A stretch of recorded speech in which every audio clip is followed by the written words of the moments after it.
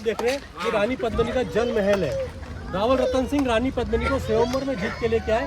राजस्थान की इतनी तेज गर्मी होती है, एक आम आदमी राजस्थान की गर्मी सहन नहीं कर पाता है, तो उनको गर्मी से बचाने के लिए रावल रतन सिंह ने पानी के बीच में महल बनाया, जो कि रानी पद्मिनी के जल महल के नाम से इसको पहचाना जाता है।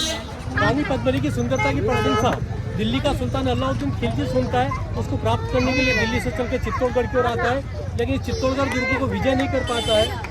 खेती बाड़ी नीचे होती थी, किसान लोग नीचे रहते थे, खेतों को अपने कब्जे में कर लेता है, किसानों को बंदी बना लेता है। रावल रतन सिंह ने कहा कि हमारे खेतों को कब्जा किया, किसानों को बंदी बनाया, तो उनको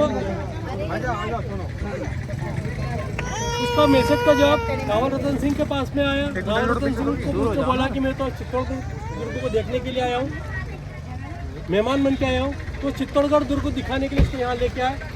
जब वापस नीचे जाता है तो रावल रतन सिंह को धोखे से बंदी बना लेता है और रानी पद्मिनी के पास में संदेश पहुंचा था कि अपने पति को जिंदा चाहती तो मेरे पास में आ जाना। रानी पद्मिनी ने कहा ठीक है, मैं अकेली नहीं आऊंगी, मेरे साथ में 800 सखियाँ आएगी। 800 पालकियाँ सजा दी जाती है, उन पालकियों के अंदर बैठ जाते हैं राजपूत सैनिक और उन डोली के अंदर बैठ जाता है गोरा और बादल। गोरा उस पूरी काफिले का नेतृत्व करता है, बादल महिलाओं के कपड़े पहन के रानी पद्मिनी की डोली के अंदर बैठ जाता है। गोरा उनको लेके जाता है अलाउद्दीन खिलजी के कैंप पे वहाँ पर और कहता है कि आपके कहने से हमारी रानी जी आ गई है, लेकिन हमारी रानी जी आखिरी बार अपने पति रावल रतन सिंह से मिलना चाहती है। तो अलाउद्दीन खिलजी ये देखता है कि इस डोली के अंदर तो सारी महिलाएं, मेरा कौन क्या बिगाड़ लेगा। तो कहता ठीक है, रानी पद्मिनी की डोली रावल रतन सिंह के बंदी गिरे के बाहर उतर दी जाए। जैसे उसकी डोली वहाँ उतरी जाती है, बादल घूंघट निकाल के अंदर जाता है, प्रणाम करके जैसे अपने घूंघट हटाता है, रावल रतन सिंह आश्चर्यचकित हो जाता है, कहते हैं बादल तुम। वो कहता है जैसा धोखा इसने आपके साथ में किया, वैसा धोखा हमारी रानी ने धोखे से दिया है।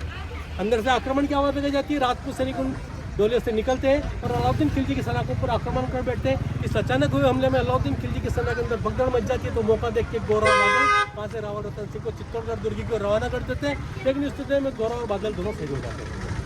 फिर 7 साल बाद इस चित्तौड़गढ़ दुर्ग पर आक्रमण करता है रावल रतन सिंह को साथ में, तो रावल रतन सिंह लड़ते लड़ते वीर गति को प्राप्त होते हैं। तो रानी पद्मिनी 16,000 महिलाओं के साथ में आपको जला के खत्म कर लेती है। किदंती मतलब कहानी ये कहती है कि रावल रतन सिंह की पत्नी रानी पद्मिनी को जब देखने के लिए अलाउद्दीन खिलजी आया, तो सामने जो ये रूम जो देख रहे हैं, इस रूम के अंदर अलाउद्दीन खिलजी को खड़ा किया। इसके अंदर मेहराब लगाई थी, शीशा नहीं था उस टाइम पे।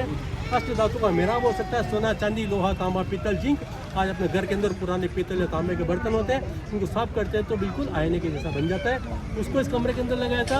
रानी पद्मिनी को नीचे जल महल में बैठा था, उसका सीधा रिफ्लेक्शन उसके अंदर आया, उसको देखा गया।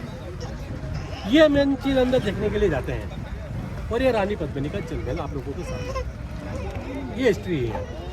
थोड़ा जल्दी करते तो हो सकता है मैं आपको अंदर